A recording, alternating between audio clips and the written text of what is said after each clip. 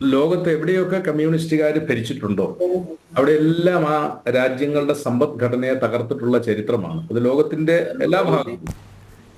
ഇപ്പോ അത് വന്ന് നമുക്ക് ഇന്ത്യയിലേക്ക് നോക്കിയാൽ ബംഗാളിലാണെങ്കിലും ത്രിപുരയിലാണെങ്കിലും അതെല്ലാം നമ്മൾ നേരിട്ട് കണ്ടു. ഇപ്പം നമ്മൾ കേരളത്തിൽ അത് നേരിട്ട് അനുഭവിച്ചുകൊണ്ടിരിക്കുകയാണ്. ഒരുപക്ഷെ അനുവിനറിയാം, 2014-16 ഉമ്മൻചാണ്ടിയുടെ ഗവൺമെന്റ് അധികാരത്തിൽ നിന്ന് പുറത്തു പോകുമ്പോൾ കേരളത്തിന്റെ പൊതുകടം എന്ന് പറയുന്നത് 1,75,000 കോടിയായി. ഇന്ന് 2023 കൺട്രോളർ ഓഡിറ്റർ ജനറലിന്റെ കണക്ക് പ്രകാരം കേരളത്തിന്റെ പൊതുകടം എന്ന് പറയുന്നത് 4.29 ലക്ഷം കോടിയാണ്. അതായത് 4.29 ലക്ഷം കോടിയിൽ എത്തിയിരിക്കുന്നു കേരളത്തിന്റെ പൊതുകടം. നമ്മളിപ്പം നിൽക്കുന്നത് 21,827 കോടി രൂപ റവന്യൂ കമ്മിയും 32,523 കോടി രൂപ ധനക്കമ്മിയും ഉള്ള ഒരു സംസ്ഥാനം. ആ സംസ്ഥാനത്തിനാണ് 4.29 ലക്ഷം കോടിയുടെ കടബാധ്യത. അതില് ഏതാണ്ട് 65-70% കടബാധ്യത ഈ കഴിഞ്ഞ 7-8 കൊല്ലം കൊണ്ട് നമ്മുടെ നാട്ടിൽ ഉണ്ടായിരിക്കുന്നതാണ്. ഇവിടെയാണ് അങ്ങ് ചോദിച്ച ചോദ്യത്തിന്റെ പ്രസക്തമായ ഒരു കാര്യം. സുപ്രീം കോടതിയിൽ ഇവര് ഹർജി ഫയൽ ചെയ്ത് എന്താണ്? കേന്ദ്രം കേരളത്തിന് അർഹമായ വിഹിതം അനുവദിക്കുന്നില്ല, കടം എടുക്കുന്നതിനുള്ള കേരളത്തിന്റെ പരിധി വർദ്ധിപ്പിക്കണം എന്നുള്ളതാണ്. അതിന് മറുപടി കൊടുത്തുകൊണ്ടാണ് സുപ്രീം കോടതിയിൽ കേന്ദ്ര ഗവൺമെന്റ് വളരെ ദീർഘമായ സത്യവാങ്മൂലവും അതിന്റെ കണക്കുകളും ഒക്കെ അവതരിപ്പിച്ചിട്ടുള്ളത്. ഇവിടെ കേരളത്തിൽ ദൂർത്ത് എന്നല്ല അതിന് നമ്മൾ പറയുന്നത്. എന്താ പറയുന്നത്? അത് മനുഷ്യന് പൊതുസമൂഹത്തിന്റെ ഒരു ചിന്തയ്ക്ക് പോലും അപ്പുറത്തേക്കുള്ള രീതിയിലുള്ള ദൂർത്തുകളാണ് നമ്മുടെ നാട്ടിൽ നടക്കുന്നത്. ഇവിടെ 46 ദിവസക്കാലം ഈ ജനസദസ് എന്ന പേരിൽ ഇവര് ആഡംബര വാഹനത്തിൽ യാത്ര ചെയ്തതിന് മന്ത്രിമാർക്കും ഒക്കെ ഇപ്പം ഏതാണ്ട് 35 ലക്ഷത്തോളം രൂപ അവർക്ക് TA ആയി അനുവദിച്ചിരിക്കുന്നു എന്നാണ് പറയുന്നത്. ഇപ്പൊ നമ്മൾ ആരെങ്കിലും പറഞ്ഞാണോ മന്ത്രിമാരോട് നിങ്ങൾ കാസർഗോഡ് മുതൽ തിരുവനന്തപുരം വരെ യാത്ര ചെയ്യണം, നിങ്ങൾ പ്രതിദിനം ഇത്ര രൂപ TA മേടിക്കണം എന്നുള്ളത്? ഇവിടെ നമ്മൾ അറിയേണ്ടത്, ഇന്ന് നമ്മൾ 9 മണിക്ക് ഇവിടെ അവതരിപ്പിക്കപ്പെടാൻ പോകുന്ന ഒരു ബജറ്റിൽ നമ്മളെല്ലാവരും പ്രതീക്ഷിക്കുന്നത് എന്താ? കേരളത്തിൽ 65 ലക്ഷം ആളുകൾ ഈ സോഷ്യൽ സെക്യൂരിറ്റി പെൻഷനുകൾ വാങ്ങുന്ന ആളുകൾ. അത് വിധവാ പെൻഷൻ, വികലാംഗ പെൻഷൻ, അഗതി പെൻഷൻ, ആശ്രയ പെൻഷൻ, കർഷക തൊഴിലാളി പെൻഷൻ, അങ്ങനെ വിവിധങ്ങളായ പെൻഷനുകൾ വാങ്ങുന്ന 65 ലക്ഷത്തോളം ആളുകൾ.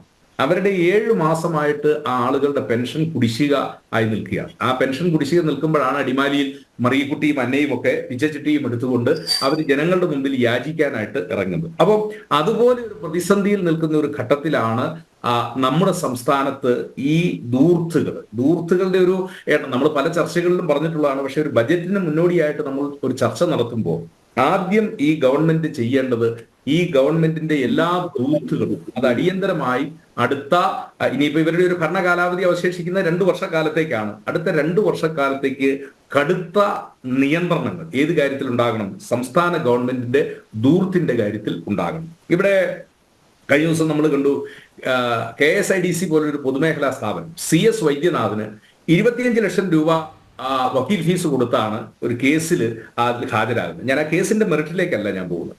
ഇവിടെ CPM നേതാക്കളും അവരുടെ മന്ത്രിമാരോ അല്ലെങ്കിൽ ഉന്നതന്മാരോ പ്രതികളായിട്ടുള്ള കേസുകൾ അത് CBI ഏറ്റെടുക്കണ്ട എന്ന് വാദിക്കുന്നതിന് വേണ്ടി ഏതാണ്ട് 7.5 കോടി രൂപയാണ് അഭിഭാഷകർക്ക് മാത്രമായിട്ട് കൊടുത്തിട്ടുള്ളത്. ഇപ്പൊ ഏറ്റവും അവസാനം നമ്മൾ കാണുന്ന 2-3 കാര്യങ്ങൾ. PSCയുടെ ചെയർമാന്റെ ശമ്പളം അത് ഇരട്ടിയാക്കി വർദ്ധിപ്പിക്കും. ഇപ്പൊ തന്നെ 1.25 ലക്ഷമോ 2 ലക്ഷമോ ഉണ്ട്, അത് ഇരട്ടിയാക്കി വർദ്ധിപ്പിക്കും. നമ്മൾ കാണുന്നു KV തോമസിനെ, അദ്ദേഹത്തിന് എന്താണ് ഡൽഹിയിൽ ജോലി? ഇപ്പോ ഗവൺമെന്റിനെ കേന്ദ്രീകരിച്ചുകൊണ്ട് ഡൽഹിയിൽ കേരള ഹൗസിലും അതുപോലെ റെസിഡന്റ് കമ്മീഷണർ ഉൾപ്പെടെ പല ആളുകളും അവിടെ ഉണ്ട്. CPMന്റെ ഇവര് തന്നെ പറയുന്നു കനൽ ഒരു തരി എന്ന് പറഞ്ഞാൽ ഇപ്പൊ ഒരു തരി അത് 2ആയി മാറി. MP-മാരുണ്ട് രാജ്യസഭയിൽ. ഇപ്പൊ ജോൺ ബ്രിട്ടാസിനെ പോലെ ഇവര് ചൂണ്ടിക്കാണിക്കുന്ന ഇളമരം കരിമിനെ പോലുള്ള ആളുകൾ അവിടെ MP-മാരായിട്ടുണ്ട്. ഇവരെല്ലാം ഉള്ളപ്പോഴും പിന്നെ എന്തിനാണ് ഈ KV തോമസിന് ഈ പ്രതിമാസം 3 ലക്ഷം രൂപയോളം അദ്ദേഹത്തിന് ഓണറേറിയവും അദ്ദേഹത്തിന്റെ വാടകയും എല്ലാം കൊടുത്തുകൊണ്ട് എന്തിന് സർക്കാർ ഇങ്ങനെ ദൂർത്തുകൾ നടത്തുന്നു? അപ്പൊ ഞാൻ പറഞ്ഞു വന്നത്, മനുഷ്യൻ കേട്ടാൽ സഹിക്കുകയില്ലാത്ത രീതിയിലുള്ള ദൂർത്തുകളാണ് ഈ ഗവൺമെന്റ് നടത്തിക്കൊണ്ടിരിക്കുന്നത്. മുഖ്യമന്ത്രിയുടെ ക്ലിഫ് ഹൗസിന്റെ ചുറ്റുമതിൽ കെട്ടാനായിട്ട് 27 ലക്ഷം രൂപ, പശുത്തൊഴുത്തിലേക്ക് 45 ലക്ഷം രൂപ, ഇപ്പോൾ ഏറ്റവും അവസാനം ചാണാക്കുഴിക്ക് വേണ്ടി 3 കോടി രൂപ, 3 ലക്ഷം രൂപ അനുവദിച്ചിരിക്കുന്നു. ഞാൻ പറഞ്ഞത് ഇതൊക്കെ ഒരു കമ്മ്യൂണിസ്റ്റ്, അവിടെയാണ് ശ്രീ പാലോട് സന്തോഷ് പറഞ്ഞ ഒരു കാര്യത്തിന് അനുബന്ധമായിട്ട് ഞാൻ പറയുന്നത്, ഇതൊക്കെ ഒരു കമ്മ്യൂണിസ്റ്റ് ഗവൺമെന്റ് ഭരിക്കുന്ന ഒരു കാലഘട്ടത്തിലാണ് നമ്മൾ. ഞാൻ EM ശങ്കരൻ നമ്പൂതിരിപ്പാടിന്റെ ഒരുപക്ഷെ മുമ്പ് ചർച്ചയിലും പറഞ്ഞിട്ടുണ്ടാകുമെന്ന് ഞാൻ പ്രതീക്ഷിക്കുകയാണ്. അദ്ദേഹം മുഖ്യമന്ത്രിയായിരുന്നപ്പോൾ MLA-മാരുടെയും മന്ത്രിമാരുടെയും ശമ്പളത്തിൽ അന്ന് 700 രൂപ കിട്ടുന്ന മന്ത്രിമാരും MLA-മാരും 900 രൂപ കിട്ടുന്ന മന്ത്രിമാരും, അതായിരുന്നു അന്നത്തെ ശമ്പളം. അതിൽ 200 രൂപ കുറച്ചുകൊണ്ട് അദ്ദേഹം ഏകപക്ഷീയമായ ഒരു തീരുമാനമെടുത്തിട്ട് അദ്ദേഹം കൊടുത്ത വാർത്താക്കുറിപ്പിലാണ് നമ്മുടെ സംസ്ഥാനം അതികഠിനമായ സാമ്പത്തിക പ്രതിസന്ധിയിലൂടെ പോവുകയാണ്, അതുകൊണ്ട് ഞാൻ MLA-മാരുടെയും മന്ത്രിമാരും നിങ്ങൾക്ക് കിട്ടുന്ന ശമ്പളം അതിൽ നിന്ന് 200 രൂപ പ്രതിമാസം വെട്ടിക്കുറയ്ക്കാനായിട്ട് തീരുമാനിച്ചിരിക്കുക. അത് EM ശങ്കരൻ നമ്പൂതിരിപ്പാടിനെ പോലെ ഒരാള് കേരളത്തിൽ എടുത്തിയ ഒരു തീരുമാനം. ഞാൻ പറഞ്ഞത് അങ്ങനെ ഒരു തീരുമാനവും നിങ്ങൾ എടുക്കേണ്ടതില്ല. നിങ്ങളിപ്പോൾ MLA-മാർക്ക് കിട്ടുന്നത് കൊടുക്കുക, മന്ത്രിമാർക്കുള്ളത് കൊടുക്കുക. പക്ഷേ ഈ ധൂർത്തും ഈ അനാവശ്യമായ ചെലവുകളും കേരളത്തിൽ അതൊന്ന് അവസാനിപ്പിക്കേണ്ട സമയം കഴിഞ്ഞില്ല. ഇപ്പം കേരളീയത്തെ കുറിച്ച് ഇവിടെ ചർച്ച ചെയ്തു. കേരളീയത്തിന് ചെലവായത് 27 കോടി രൂപ എന്നൊക്കെ പറയുന്നു. പക്ഷേ ഇതിന് വിവരാവകാശ പ്രകാരം എത്രയാണ് ചെലവ് എന്ന് ചോദിച്ചാൽ ഒരു കണക്കുമില്ല. ആരാ ഇതിന്റെ കണക്ക് പറയുന്നത്? ഇതെല്ലാം സ്പോൺസർമാർ ചെയ്തു എന്നുള്ളതാണ്. ആരാണ് ഈ സ്പോൺസർമാർ ചെയ്യുന്നത് എന്ന് ചോദിച്ചു കഴിഞ്ഞാൽ ഇതെല്ലാം വലിയ അഴിമതിക്ക് കളമൊരുക്കുകയാണ്. അപ്പൊ നമുക്കിനിയിപ്പോ ബജറ്റിന്റെ ചർച്ചയിലേക്ക് വരാം. എന്താണ് കേരളം പ്രതീക്ഷിക്കുന്നത്? കേരളം ഈ ബജറ്റിൽ പ്രതീക്ഷിക്കുന്നത് 3-4 കാര്യങ്ങൾ. ഒന്ന്, ഇവിടുത്തെ സർക്കാർ ജീവനക്കാർ. ഞാനിപ്പോ സർക്കാർ ജീവനക്കാര് എന്താ പറഞ്ഞ, ഇപ്പൊ നമുക്കറിയാം കേരളത്തിന്റെ റവന്യൂ വരുമാനത്തിന്റെ കണക്കുകളൊക്കെ പറയുന്നത് 60% സർക്കാർ ജീവനക്കാരുടെ ശമ്പളവും പെൻഷൻ, 5.5 ലക്ഷത്തോളം വരുന്ന ജീവനക്കാരും ഇല്ലെങ്കിൽ അവരുടെ ഇരട്ടിയോളം വരുന്ന പെൻഷൻകാരും കൂടി കേരളത്തിന്റെ റവന്യൂ വരുമാനത്തിന്റെ 60% അവർക്കാണ് കൊടുക്കുന്നത്. നമ്മളിപ്പോ അതിലേക്ക് ഞാൻ പോകുന്നില്ല. ഞാൻ പറഞ്ഞു വന്നത് ഇവിടെ കേന്ദ്ര ഗവൺമെന്റ് ജീവനക്കാരുടെ DA സമയാസമയങ്ങളിൽ അത് വർദ്ധിപ്പിച്ച് ഒന്നുകിൽ അവർക്ക് നേരിട്ട് കൊടുക്കുന്നു, അല്ലെങ്കിൽ പെൻഷനിലേക്ക് ചേർക്കുന്നു, അതല്ല എങ്കിൽ പ്രോവിഡന്റ് ഫണ്ടിലേക്ക് ചേർത്ത് അവർക്ക് കിട്ടുന്നു. ഇപ്പോ ഞാൻ മനസ്സിലാക്കുന്നത് 22% DA കഴിഞ്ഞ 6-7 പ്രാവശ്യമായിട്ട് കിട്ടേണ്ട DA കുടിശ്ശിക സർക്കാർ 6 ഗഡുക്കളാണുള്ളത്. അതെ, സർക്കാർ ജീവനക്കാർക്ക് ഇപ്പോ കുടിശ്ശികയാണ്. പോട്ടെ, സർക്കാർ ജീവനക്കാർക്ക് മറ്റൊരു വരുമാനം ഉള്ളത് കൊണ്ട് തൽക്കാലം നമുക്കതൊരു പെൻഡിങ്ങിലേക്ക് ഒരു 6 മാസത്തേക്ക് വെക്കാം എന്ന് വിചാരിക്കാം. പക്ഷെ അത് അവർക്ക് കിട്ടണ്ടേ? കാരണം എല്ലാ സർക്കാർ ജീവനക്കാരും വലിയ സമ്പന്നരല്ലല്ലോ. ഇപ്പോ ഒരു ക്ലാസ് എ ജീവനക്കാരോ ഇല്ല അല്ലെങ്കിൽ ഗസറ്റഡ് റാങ്കിലോ ഉള്ള ജീവനക്കാരെ മാറ്റി നിർത്തി കഴിഞ്ഞാൽ ബാക്കി മുഴുവൻ ഈ LD ക്ലർക്ക്, അതുപോലെ തന്നെ ക്ലാസ് 4 ജീവനക്കാര്, ഇവരെല്ലാം ഇതൊക്കെ പ്രതീക്ഷിച്ചുകൊണ്ടാണല്ലോ ജീവിതത്തിൽ നിൽക്കുന്നത്.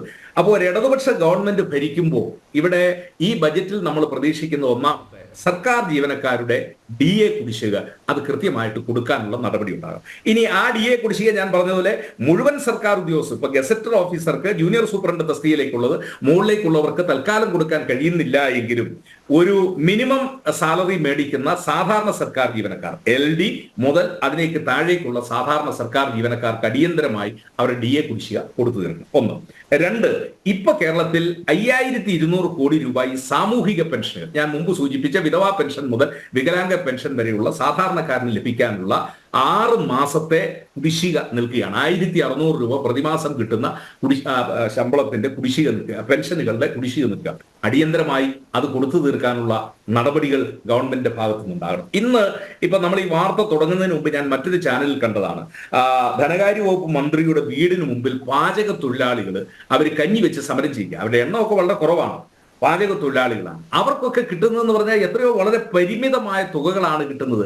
ആ പാവങ്ങളുടെ തുകകൾ ആശാവർക്കർമാരുടെ, അംഗൻവാടിക്കാരുടെ, അങ്ങനെ ഈ സമൂഹത്തിൽ ദുരിതമനുഭവിക്കുന്ന ബാധ്യത ഉള്ള സാധാരണക്കാരായ ഈ ജനവിഭാഗം, അവശ്യ ജനവിഭാഗം, അവർക്ക് കിട്ടാനുള്ള പെൻഷൻ കുടിശ്ശികൾ എത്രയാണോ അത് അടിയന്തരമായി കൊടുത്തു തീർക്കാം. ശ്രീ സേനാപതി വേണു, ഞാൻ ഒരു കാര്യം ഇടപെടുകയാണ്. കാരണം ഈ ക്ഷേമ പെൻഷന്റെ കാര്യം പറഞ്ഞതുകൊണ്ടാണ്. നമ്മുടെ LDF സർക്കാർ രണ്ടാമതും അധികാരത്തിലെത്തിയപ്പോൾ അവരുടെ പ്രകടന പത്രികയിൽ ഉണ്ടായിരുന്നത് 2500 രൂപയായി ക്ഷേമ സാമൂഹിക പെൻഷൻ ഉയർത്തുമെന്നാണ്. നിലവിൽ 1600 എന്നാണ്. ഈ ഒരുപക്ഷെ ലഭിക്കാത്തവർ സമ്മതിച്ചു കൊള്ളണമെന്നില്ല. കാരണം കഴിഞ്ഞ 6 മാസമായി ക്ഷേമ പെൻഷൻ ലഭിക്കാത്ത നിരവധി പേരാണ് നമ്മുടെ നാട്ടിലുള്ളത്. 2500 രൂപ ഉറപ്പായി നൽകുമെന്ന് പറഞ്ഞ് വാഗ്ദാനങ്ങൾ നൽകി ഭരണത്തിലേറിയ സർക്കാരാണ് നമ്മുടേത്. ഇനി 2 വർഷം മാത്രമേ ഉള്ളൂ. വർദ്ധിപ്പിക്കാത്തത് പോട്ടെ, ഈ ബാക്കി വച്ചിരിക്കുന്ന ഈ 6 മാസമായി തടഞ്ഞു വച്ചിരിക്കുന്ന ക്ഷേമ പെൻഷൻ വിതരണം അതെങ്കിലും നടത്താനാകുമെന്നുള്ള ഒരു പ്രതീക്ഷ വെച്ച് പുലർത്തണമോ ഈ ബജറ്റിൽ? അല്ല, ആ പ്രതീക്ഷ നമുക്ക് വെച്ച് പുലർത്താൻ കഴിയില്ലല്ലോ. ഞാൻ പറഞ്ഞല്ലോ, ഇപ്പോ ഈ ഗവൺമെന്റിന് അടിയന്തരമായിട്ട് മുന്നോട്ട് പോകണമെങ്കിൽ നമ്മുടെ ധനക്കമ്മി ഒരു 32,000 കോടി രൂപ അടിയന്തരമായിട്ട് ഉണ്ടെങ്കിൽ ഈ സാമ്പത്തിക വർഷം ഈ ഗവൺമെന്റിന് മുന്നോട്ട് പോകാനായിട്ട് പറ്റത്തുള്ളൂ. അപ്പൊ ഗവൺമെന്റിന് പുതിയ വരുമാന മാർഗങ്ങളൊന്നുമില്ല. അപ്പോ ആ ഒരു കാര്യം നമ്മളിപ്പോ ഇങ്ങനെ ഒരു വേദിയിൽ ഈ കാര്യത്തെക്കുറിച്ച് ചർച്ച ചെയ്യുമ്പോൾ ഗവൺമെന്റിന്റെ പുതിയ വരുമാന മാർഗങ്ങൾ കേരളത്തിൽ എന്ത്? പാലോട് സന്തോഷം സൂചിപ്പിച്ച ഒരു കാര്യമുണ്ട്. ഇവിടെ ലോട്ടറിയും അതുപോലെ തന്നെ മദ്യവും വിറ്റുള്ള വരുമാനമാണ് ഈ ഗവൺമെന്റിനുള്ളത്. പുതിയ വരുമാന സോഴ്സുകൾ, സ്രോതസ്സുകൾ ഗവൺമെന്റിന് ഇല്ല. ഞാന് തോമസ് ഐസക് ധനകാര്യമന്ത്രി ആയിരുന്നപ്പോൾ ചില പ്രപ്പോസലുകൾ കൊണ്ടുവന്നിരുന്നു. പക്ഷെ ആ പ്രപ്പോസലുകളൊന്നും ഫലം കണ്ടില്ല എന്നുള്ളതാണ്. പക്ഷെ ആ പ്രപ്പോസലുകളൊക്കെ ഒന്ന് ചർച്ച ചെയ്യേണ്ടതില്ല. ഒരു കാര്യം നമുക്ക് നമ്മുടെ ഈ ഒരു പ്രീ ബജറ്റ് ചർച്ച നടക്കുമ്പോൾ നമുക്ക് കേരളത്തിന്റെ മുമ്പാകെ ഞാനൊരു നിർദ്ദേശം, അത് തോമസ് ഐസക് തുടങ്ങി വെച്ച ഒരു കാര്യം, കേരളത്തിലെ നദികളിൽ അദ്ദേഹത്തിന്റെ ഒരു കണക്കല്ല, ഏകദേശം ഈ ജിയോളജി വകുപ്പിന്റെ ഒരു കണക്ക് പ്രകാരം ഏതാണ്ട് 10,000 കോടി രൂപയുടെ മണൽ പ്രതിവർഷം വാരാനുള്ളത് കേരളത്തിലെ നദികളിലും അതുപോലെ തന്നെ തോടുകളിലുമായിട്ട് കിടക്കുന്നു.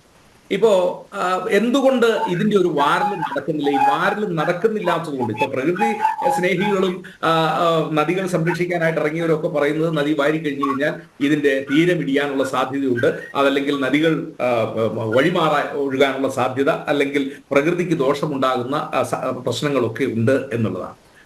നമ്മൾ മനസ്സിലാക്കുന്നത് കേരളത്തിൽ ഇപ്പൊ ഇതൊരു 8-10 വർഷമായാണ് ഈ മണൽ വാരൽ പ്രക്രിയ കേരളത്തിൽ നിന്നുപോയിരിക്കുന്നത്.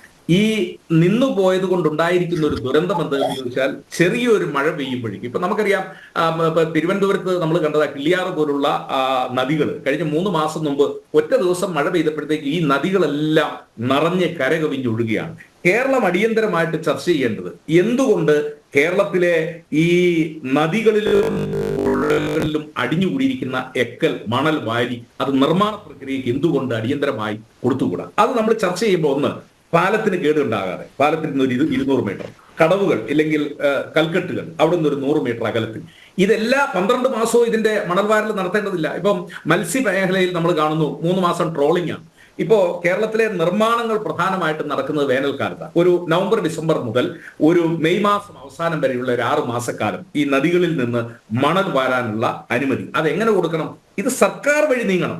ഇത് സർക്കാർ തന്നെ നേരിട്ട് ഇത് കളക്ട് ചെയ്ത് തദ്ദേശ സ്വയംഭരണ സ്ഥാപനങ്ങൾ ഇതിനകത്ത് അഴിമതി നടക്കാതെ ആളുകൾക്ക് ആവശ്യമായി ഈ സാധനങ്ങൾ കിട്ടുന്ന ഒരു സ്ഥിതിവിശേഷം വന്നാൽ 10,000 കോടിയുടെ റവന്യൂ വരുമാനം പുതുതായി ഗവൺമെന്റിന് ഉണ്ടാകും എന്നൊരു കണക്ക് ജിയോളജി വകുപ്പിൽ നിന്നുണ്ടാകും. തോമസ് ഐസക് ഇതിനെക്കുറിച്ച് ഒരു ചർച്ച നടത്തുകയും അദ്ദേഹം ആദ്യം ഡാമിൽ നിന്ന് മണൽ വരാം, അത് പ്രായോഗികമല്ല ഇപ്പോഴത്തെ കേരളത്തിലെ സാഹചര്യത്തിൽ. കാരണം ഡാമുകളിൽ മണൽ കിടക്കുന്നത് വലിയ ആഴത്തിലാണ്, അതിനെ ഡ്രഡ്ജ് ചെയ്തെടുക്കുക എന്ന് പറയുന്നത് പ്രായോഗികമല്ല. മറിച്ച് കേരളത്തിലെ നദികളിലും പുഴകളിലും അടിഞ്ഞുകൂടിയിരിക്കുന്ന എക്കൽ അല്ലെങ്കിൽ മണൽ വരാനുള്ള ഈ മാർച്ച് മുതൽ മണൽ വാരൽ പുനരാരംഭിക്കുമെന്നാണ് ഈ റവന്യൂ വകുപ്പ് അറിയിച്ചത്. റവന്യൂ സെക്രട്ടേറിയറ്റ് അപ്രകാരം തീരുമാനിച്ചിട്ടുണ്ട് എന്നാണ് മനസ്സിലാക്കാൻ കഴിയുന്നത്.